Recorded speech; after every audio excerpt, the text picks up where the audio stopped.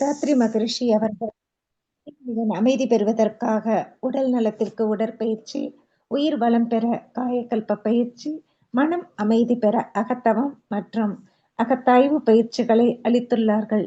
இத்தகைய சிறப்பான மனவளக்கலை எனும் வாழ்க்கை கல்வியை உலக சமுதாய சேவா சங்கம் ஸ்கை யோகா இணைய வழியில் 12 நாட்கள் அடிப்படை பயிற்சியாகவும், அதனைத் தொடர்ந்து 4 மாதங்கள் சான்றிதழ் கல்வியாகவும் நம் இல்லம் தேடி வந்து அளித்து வருகிறது. இந்த சிறப்பான செய்தியினை நமது உறவுகளிடமும் நட்புகளிடமும் பகிர்ந்து அனைவரும் உடல் நலத்துடன் ஆரோக்கியமாக அமைதியாக வாழ நம்மாலான சிறு உதவியினை செய்வோம். மகிழ்ச்சியின் கனவாம் உலக அமைதிக்கு நம்மால் இயன்ற சிறு தொண்டினை செய்து குருவின் கனவினை நனவாக்குவோம். மேலும் விவரங்களுக்கு kundaliniyoga.edu.in இணையதளத்திற்கு செல்லவும். வாழ்க வளமுடன்.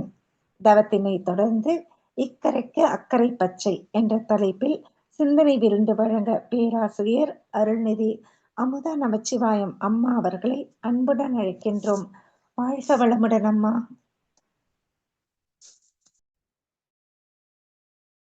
அம்மா வாழ்க வளமுடன் அம்மா. அமுதா வாழ்க வளம், வாழ்க வளமுடன் அம்மா. வாழ்க வளமுடன். வாழ்க வையகம், வாழ்க வையகம், வாழ்க வளமுடன். குரு வாழ்க, குருவே துணை. சிறப்பானதொரு பஞ்சேதீதம் ஏற்றிய பேராசிரியர் மஞ்சுபாய் பாலா அம்மா அவர்களும் அவர்களது அன்பு குடும்பமும் அருட்பேராற்றல் கருணையினால் உடல் நலம், நீலாயுள், நிறை செல்வம், உயர் புகழ், மெய்ஞானம் ஓங்கி வாழ்க வளமுடன் அம்மா. நன்றிகள் அம்மா. வாழ்க வளமுடன் அம்மா. இணைப்பில் இணைந்துள்ள இருப்பால் மெய் அன்பர்களுக்கும் எனது பணிவான வணக்கங்களும் வாழ்த்துக்களும். குன்றின் விளக்காய், குன்றா மணியாய், குறையில்லா மானிடராய், குருவே நின்னை வையம் உள்ளவரை வாழ்த்தி வணங்கி இன்றைய சிந்தனையை துவங்குவோம். குரு அவர்களே சூக்மமாக நிறைந்து இருப்பாராக. நம் முன்னோர்கள் நமக்கு விட்டு சென்ற மிக சிறந்த உன்னதமான வாழ்க்கை தத்துவமான இக்கரைக்கு அக்கறை பச்சை என்ற தலைப்பில் நாம் சிறிது நேரம் சிந்திப்போம். ஆற்றின் இந்த கரையில் நின்று பார்க்கும் பொழுது எதிர்கரையில் இருக்கும் புற்களும் மரங்களும் நமக்கு மிகவும் பசுமையானதாக தோன்றுகிறது. ஆனால் அந்த கரைக்கு சென்று பார்த்தால்தான் தெரியும், அங்கேயும் மேடும் பள்ளங்களும் காய்ந்த புற்களும் இருக்கத்தான் செய்கின்றன என்பது. இதை ஆங்கிலத்தில் the grass is always greener on the other side என்று கூறுவார்கள். நம்மளுடைய மனம் எப்பொழுதும் அந்த மாதிரி தான் இருக்கும். அதாவது மனித மனம் எப்போதும் தன் கைவசம் இருப்பதை விட்டுவிட்டு அடுத்தவரிடம் இருப்பதை எண்ணி ஏங்குவதை வழக்கமாக கொண்டுள்ளது என்பதுதான் உண்மை. சற்று சிந்தியுங்கள்.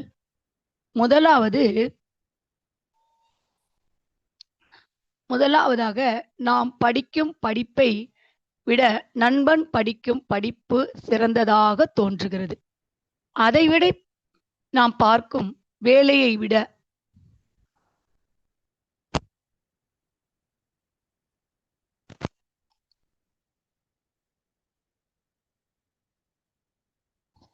அம்மா கேக்குதுங்களா?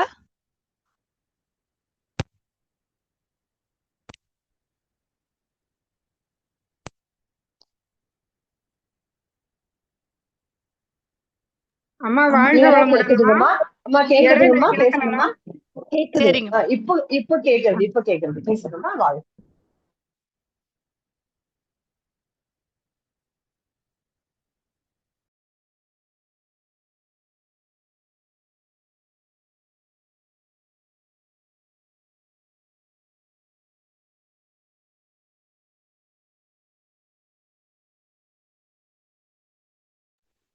வாழ்க வளமுடன். கேட்கலாமா?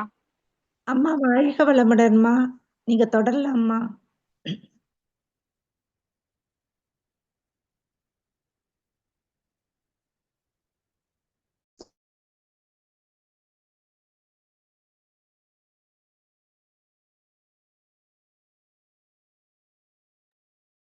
கலைச்செல்வி அம்மா, நீங்க பேசிக்கிட்டு இருங்க. அம்மா வந்து அவங்க கண்டினியூ பண்ணட்டும். அவங்களுக்கு சிக்னல் இஷ்யூ நினைக்கிறேன். வாழ்க வளமுடன். வாழ்க வளமுடன் அம்மா. வாழ்க வளமுடன். இப்போ இந்த தலைப்பு இக்கரைக்கு அக்கறை பச்சை. நாம எப்பவுமே வந்து பாத்தீங்கன்னா எது நம்மள்ட்ட இருக்கோ அது வந்து நம்மளுக்கு குறையா தெரியும். மனிதர்களோட இயல்பு அது. நம்மளை விட இன்னொருத்தவங்க வந்து கொஞ்சம் நல்லா இருக்காங்களோ அப்படிங்கிற ஒரு எண்ணத்துல நம்ம வந்து அடுத்த பக்கம் பார்க்கும்போது எப்பவும் பசுமையாவே தெரியும். அந்த காடுகள்ல இந்த மாதிரிலாம் மிருகங்கள் மேயும் போது பாத்தீங்கன்னா அதுக்கு மேய்ஞ்சிருக்கிற இடம் வந்து அதுகளுக்கு வந்து பசுமை இல்லாத மாதிரி தெரியுமா. இங்க இருந்து பார்க்கும்போது தூரத்துல இருக்கக்கூடிய செடி கொடிகள் எல்லாமே வந்து பாக்குறதுக்கு பசுமையா தெரியும். அதனால அங்கதான் நிறைய இருக்கும் அப்படின்னு சொல்லிட்டு அவங்களுக்கு அந்த நிறைவில்லாத ஒரு மனம் ஏற்படும் அப்படின்னு சொல்லுவாங்க. அதே மாதிரி நம்மள்ட்ட என்ன இருந்தாலும் சரி, நம்மள்ட்ட இருக்கிறத விட மத்தவங்ககிட்ட அதிகமாக இருக்கும் அப்படிங்கிற ஒரு எண்ணம் தான் நமக்கு அந்த மனதினுடைய குறைபாடு தான் அது. அதனாலதான் அந்த பக்கம் இருக்கிறது நமக்கு பசுமையா தோணக்கூடியது. அப்ப என்ன செய்யணும் அப்படின்னு பார்த்தோம்னா இதுக்கு நாம மெயினா நம்முடைய மனதை நிறைவா வைத்துக்கொள்ள பழகணும். சாமிஜி சொல்லுவாங்க இல்லையா, எதுலையுமே வந்து பாத்தீங்கன்னா இன்னும் நமக்கு வேணும் வேணும்னு நினைக்கும் போதுதான் அந்த பிரச்சனைகள் வருது.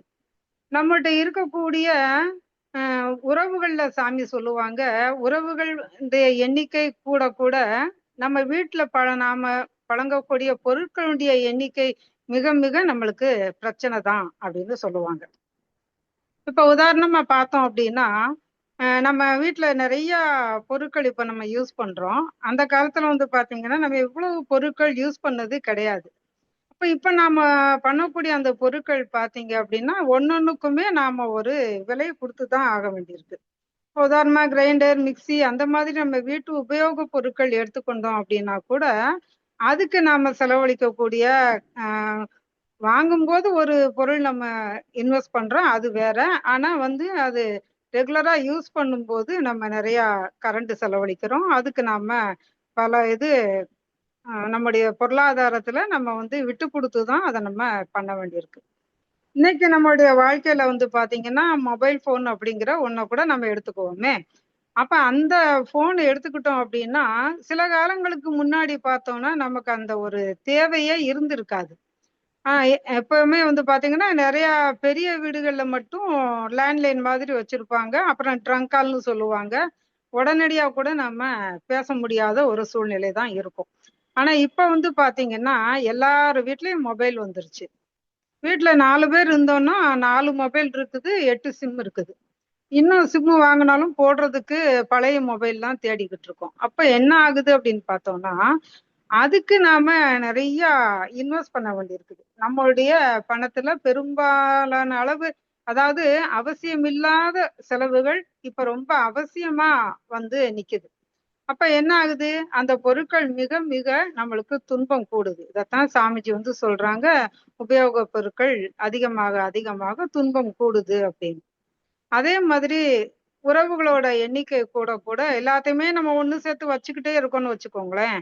அதனால நம்மளுக்கு குடும்பத்துல உள்ள அமைதி கெடும் அப்படின்னு சொல்லுவாங்க சாமிஜி. இதுதான் சாமிஜி ஒரு இடத்துல நல்லா சொல்லுவாங்க. ஆஹ் கவலைகள் பத்தி சொல்லுவாங்க சாமி. அப்படி சொல்லும் போது வந்து பாத்தீங்கன்னா உடனடியாக தீர்க்க வேண்டிய கவலைன்னு ஒண்ணு சொல்லுவாங்க. அதுல மெயினா வந்து பாத்தீங்கன்னா அந்த பாக பிரிவினை அப்படிங்கிற ஒண்ணு சொல்லுவாங்க.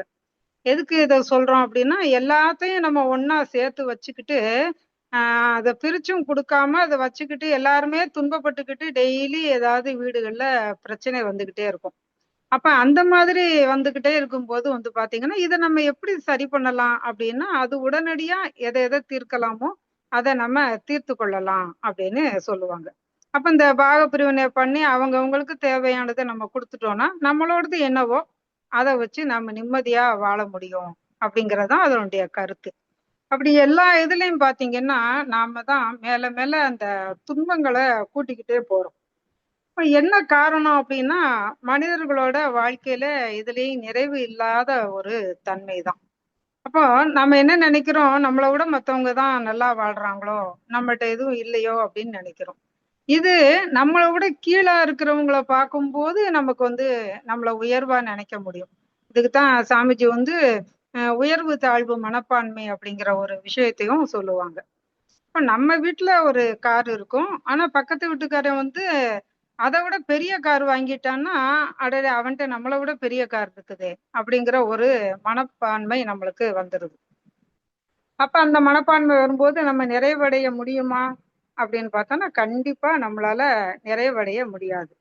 இப்ப அந்த உயர்வு தாழ்வு மனப்பான்மைய வந்து நம்ம நேர்நிறை மனமா வச்சுக்கணும் அப்படின்னு சொல்லுவாங்க. சாமிஜி சொன்னது எல்லாமே வந்து பாத்தீங்கன்னா நம்முடைய அன்றாட வாழ்க்கையில நாம எப்படி அந்த வாழ்க்கைய சரிவர வாழணும், நாம எப்படி அந்த வாழ்க்கையை நிறைவா கொண்டு போகணும் அப்படிங்கறத தான் ஒரு ஒரு தத்துவங்கள்லயும் நம்மளுக்கு சொல்லியிருப்பாங்க.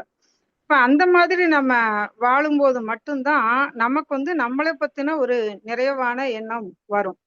அப்படி வரும்போது பாக்குற எல்லாமே நல்லா இருக்கோ, நாம தான் நல்லா இல்லையோ, நம்ம தான் கொஞ்சம் கீழா இருக்கோமோ அப்படிங்கிற எண்ணம் நம்மளுக்கு வராது. இப்ப இந்த கம்பேர் பண்ணி சொல்றோம் இல்லையா, ஏதாவது ஒண்ணுன்னா இது வந்து நம்மளோட உயர்வா இருக்கே அப்படின்னு நம்ம நினைக்கக்கூடியதும் ஒரு தவறு தான். இது வந்து நம்மளோட தாழ்வா இருக்கே அப்படின்னு நினைக்கக்கூடியதும் ஒரு தவறு தான். முன்னாடி நம்ம பெரியவர்கள்லாம் வந்து ஒரு பழமொழி வந்து சொல்லி வச்சிருப்பாங்க, ஆட்டுக்கு வாழை அளந்துதான் கொடுத்துருப்பாங்க அப்படின்னு. ஏன்னா அந்த ஆடு வந்து அந்த வாழை வச்சு நிறைய சேட்டை பண்ணுமா, அதனால அதுக்கு வந்து அளவா வச்சிருப்பாங்க அப்படின்னு சொல்லுவாங்க. அதே போல எது எது யார் யாருக்கு என்னென்ன கொடுக்கணும் அப்படிங்கிறது இறைநிலையோட ஒரு கணக்கு. அப்படி இருக்கும்போது நமக்கு வந்து இது குறையாயிடுச்சோ அப்படின்னு நாம நினைக்க தேவையில்லை. இப்ப எதையுமே வந்து பாத்தீங்கன்னா நாம ஒரு விரிந்த மனநிலையில நாம வச்சுக்கணும். அப்ப இந்த விரிந்த மனநிலை நமக்கு எப்படி வரும் அப்படின்னு பாத்தீங்கன்னா, நாம சாமிஜி சொன்ன மாதிரி தவத்தின் மூலமா நம்மளுக்கு கிடைக்கும்.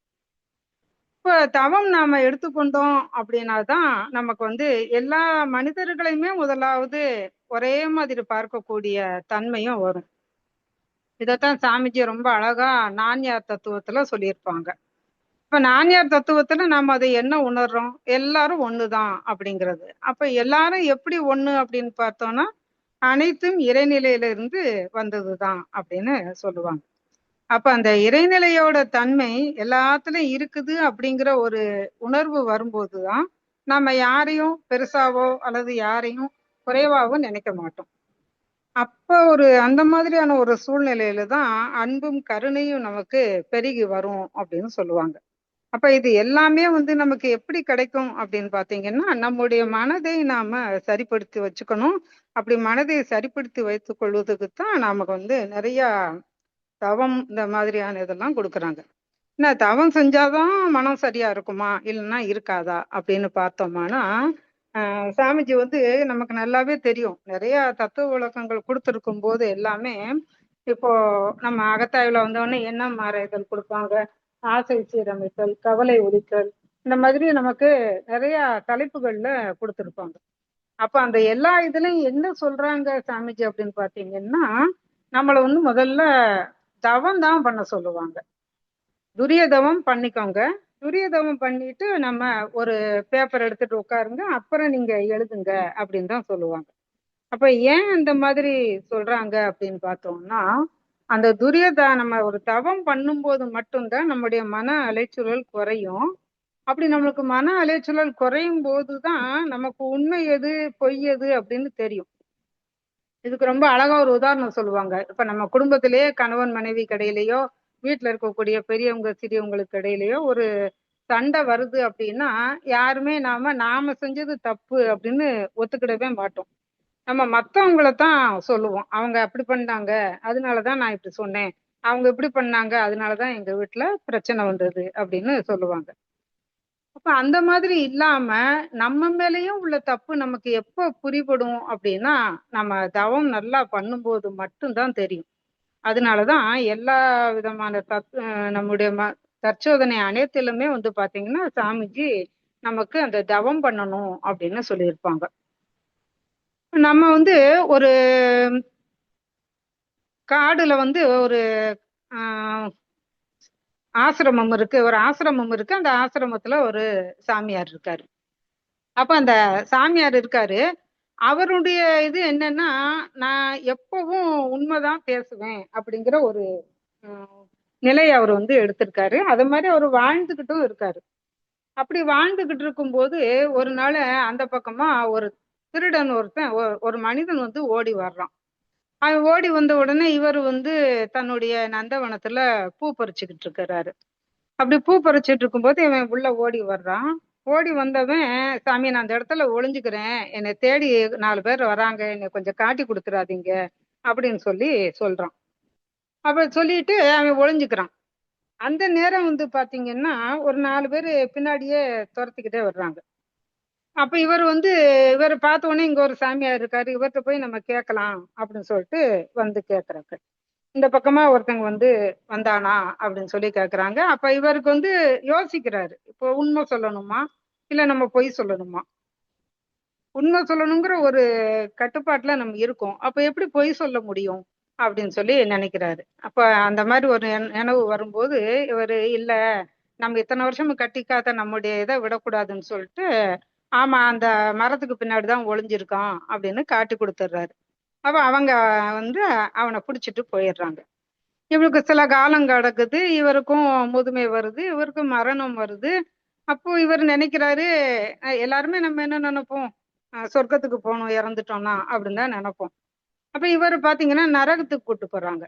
நரகத்துக்கு கூட்டு போன உடனே இவருக்கு ஒரே அதிர்ச்சி ஆயிருது. அங்க போய் நம்முடைய இதுல என்ன சொல்லுவாங்க, சித்திரகுப்தன்னா கணக்கு எழுதுவாரு, பாவ புண்ணிய கணக்கு அப்படின்னு சொல்லுவாங்க இல்லையா? அப்ப அங்க போன உடனே அந்த கணக்கு எழுதுறவரை பார்த்து கேட்கிறாரு, என்னங்க நான் வந்து நல்லது தானே செஞ்சேன், வாழ்நாள் பூரா பொய் சொல்லாத ஒரு விரதம் இருந்தேனே, என்ன போய் ஏன் இங்க கொண்டு வந்தீங்க அப்படின்னு கேட்கிறாரு. அப்ப அவங்க சொல்றாங்க, நீங்க வந்து நல்லா யோசனை பண்ணி பாருங்க, உங்களை தேடி ஒருத்த வந்து பாதுகாப்புக்காக அடைக்கலத்துக்காக வந்த போது நீங்க வந்து காட்டி கொடுத்தீங்க, அவனுக்கு வந்து அதனால உயிரே போயிடுச்சு. அந்த ஒரு காரணத்துக்காகத்தான், அந்த பாவத்துக்காக உங்களுக்கு இந்த தண்டனை வந்து கிடைச்சிருக்கு அப்படின்னு சொல்லி சொல்றாங்க. அதுக்கப்புறம் தான் அவருக்கு அதனுடைய இதே புரியுது. அப்ப ஒரு சாமியாரா ஒரு பெரிய ஆன்மீகவாதியா இருந்தாலும் கூட அவர் செய்தது சரிதான் அப்படின்னு நினைக்கிறாரு. அப்ப நாம செய்தது, நம்ம வந்து ஒரு இல்வாழ்க்கையில சாதாரண மனிதர்களா பொருளீட்டக்கூடிய ஒரு வாழ்க்கையில வாழும்போது நாம செய்யறது சரி அப்படின்னு தான் நாமளும் நினைச்சுக்கிட்டு இருப்போம் இல்லையா? அப்போ இதுக்காக தான் சாமிஜி வந்து அந்த தவத்தை கொடுக்குறாங்க. அப்ப அந்த துரிய தவம் பண்ணிட்டு நம்ம எழுதும்போது மட்டும்தான், அப்ப நான் என்ன தப்பு செய்தேன் அப்படின்னு சொல்லிட்டு அவங்களுக்கு புரிய வருது. அப்படி புரிய வரும்போதுதான் அவங்க தன்னுடைய தவறுகளை திருத்திக் கொள்ள முடியும். அப்படி இல்லைன்னா ஒரு அந்த பிரச்சனைகள் குடும்பத்துல பெருகி கொண்டேதான் போகும் அப்படின்னு சொல்லி சொல்றாங்க. அப்ப இதுக்காகத்தான் வந்து அந்த மாதிரியான தவங்கள்லாம் கொடுக்குறாங்க. சரி, இப்படி தவம் எல்லாம் இருந்துட்டோமே, நம்ம தவம் நல்லா பண்றோம், அப்ப நாம வந்து சிறந்தவங்களா அப்படிங்கிறதையும் நாம வந்து நினைச்சு பார்க்கணும். அப்ப கூட நம்ம வந்து கொஞ்சம் யோசனை பண்ணி தான் செய்யணும். ஒரு ரிஷிகேஷ்னு வச்சுக்கோங்களேன். ரிஷிகேஷ்ல ஒரு சாமியார் வந்து இருக்கிறாரு. அவர் வந்து ஒரு மரத்தடியில உட்கார்ந்து தியானம் பண்றது அவருடைய வழக்கம்தான். இப்ப எப்பவுமே அங்கதான் தியானம் பண்ணுவார். ஒரு நாளைக்கு அப்பப்ப தியானம் வந்து ஒரு நாள் பாதி நேரம் பண்றாரு, அப்புறம் எந்திரிச்சு போய் உணவு தேடுற வேலையை பாக்குறாரு, அப்புறம் திருப்பி வந்து ஓய்வு எடுக்கிறாரு, அப்புறம் தவம் பண்றாரு. இத வந்து அவர் ஒரு ரொட்டீனாவே வச்சுக்கிட்டு இருக்காரு. அப்போ ஒரு நாள் அவர் எந்திரிச்சு போயிருக்கிறாரு. அப்ப அந்த பக்கமா வந்து வேற ஒருத்தர் அங்க உட்காந்து தியானம் பண்றாரு. அப்ப தியானம் பண்ணிக்கிட்டு இருக்கிறாரு. இவர் வந்த உடனே இவர் பார்த்துட்டு இவருக்கு பயங்கரமான கோபம் வந்துருச்சு.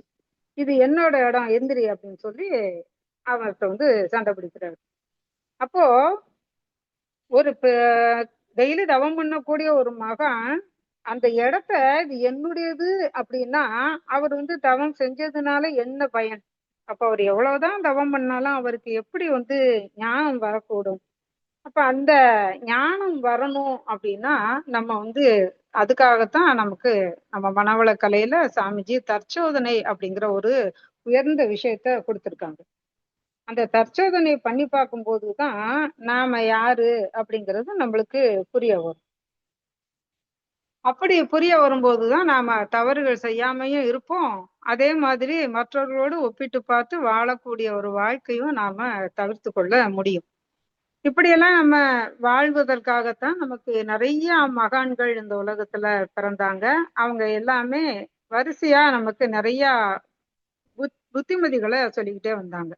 அதுல நிறைய பேர் வாழ்ந்து காட்டிய மகான்களும் இருக்காங்க. இப்ப சாமிஜிக்கே வந்து பாத்தீங்கன்னா அவங்களுக்கு முன்னாடி நிறைய மகான்களை ஃபாலோ பண்ணி தான் அவங்களும் வந்திருக்காங்க. அவருக்கா இயல்பாவே தோணின விஷயங்கள் அப்படிங்கிறது உண்டு. ஏன்னா சாமிஜி வந்து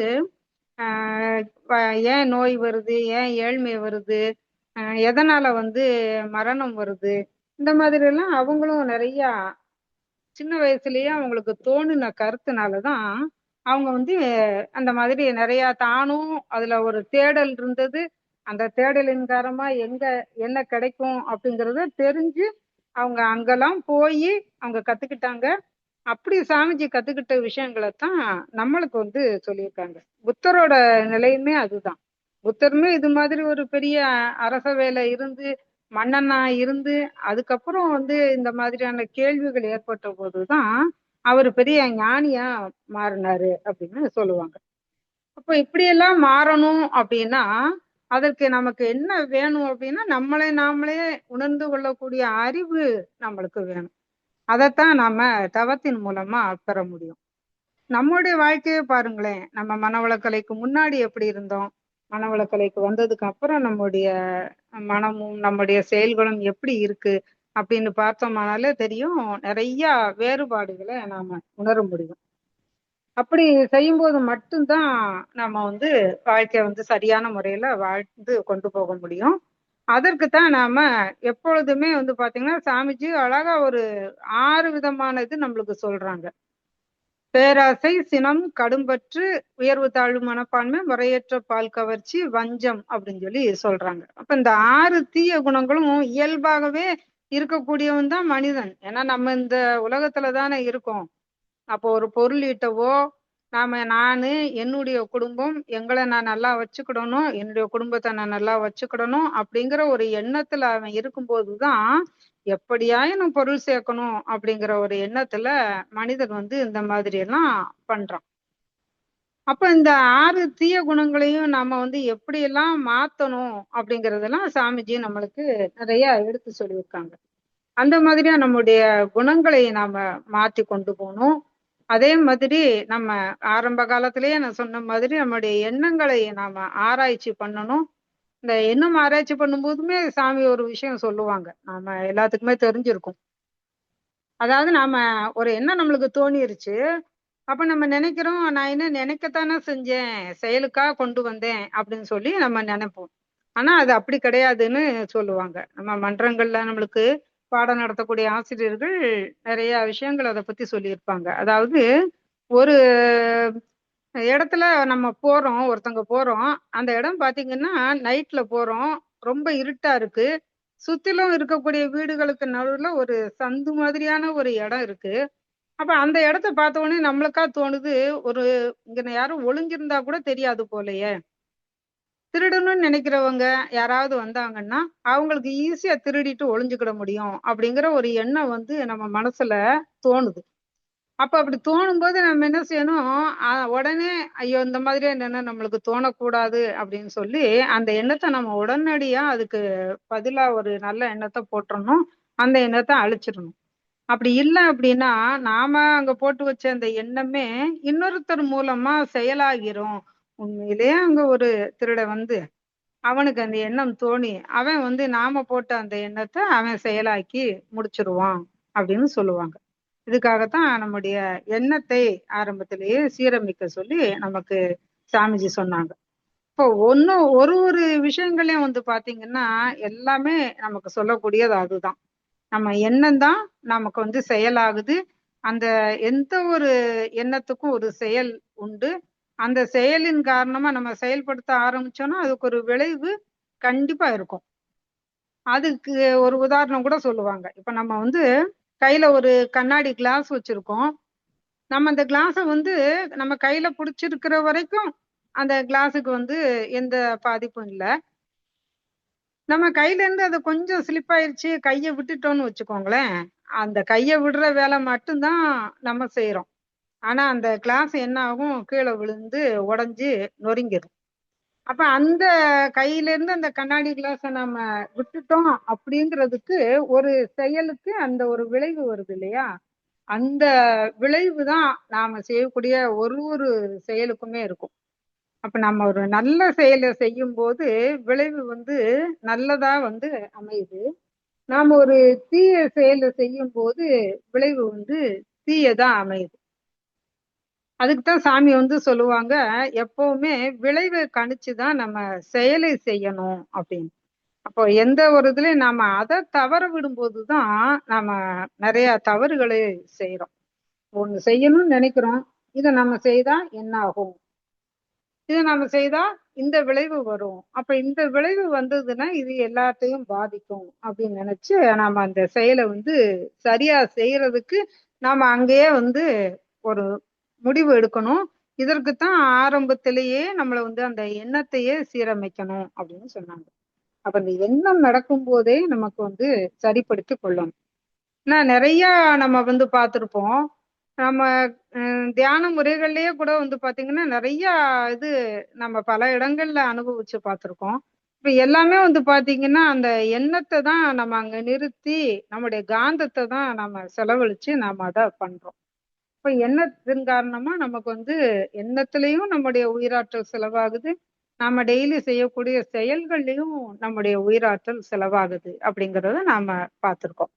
அப்ப அந்த எண்ணத்தை நாம சீரமைக்கணும். அதற்கு அடுத்ததா ஆசையை எண்ணத்தை ஆராயணும், ஆசையை சீரமைக்கணும், சினத்தை வந்து நம்ம தவிர்க்கணும், கவலையை வந்து ஒழிக்கணும். இது எல்லாம் நம்ம முறையா ஒண்ணு ஒண்ணா நம்மளுக்கு கற்றுக் கொடுத்து அதுக்கப்புறம்தான் இறுதியா வந்து நம்மளுக்கு அந்த நான் யார் அப்படிங்கிற தத்துவத்தை சாமிஜி வந்து கொடுக்குறாங்க. அப்ப அந்த நான் யார் தத்துவம் தெரிஞ்சா மட்டும்தான் நம்ம இந்த தலைப்புக்கு ஏற்றவாறு அத்தனை பேரையும் சமமா பார்க்கக்கூடிய ஒரு எண்ணம் வரும். மத்தவங்களை மட்டுமா சமமா பார்க்கணும் அப்படின்னா நம்மையும் அந்த இடத்துல வச்சுதான் பார்க்கணும். இதுதான் இக்கரைக்கு அக்கறை பச்சை அந்த மாதிரி சொல்லக்கூடிய இது. இப்ப இதை விட இது உயர்வா இருக்கு அப்படிங்கிற எண்ணம் வரும்போதுதான் அந்த பிரச்சனைகளே வருது. நாம வந்து தெரிஞ்சிருக்கோம், மகாபாரத போர் தெரிஞ்சிருக்கோம். அதே மாதிரி அந்த எல்லாத்துக்குமே இந்த பஞ்ச பாண்டவர்களுக்கு எதுவும் கொடுக்காம தானே வச்சுக்கணும் அப்படிங்கிற ஒரு எண்ணத்தினால ஏற்பட்டதுதான் அவ்வளவு பெரிய போர். அதே வந்து பாத்தீங்கன்னா நம்முடைய பஞ்ச பூதங்கள் தான் பஞ்ச பாண்டவர்கள்னு சொல்லுவாங்க.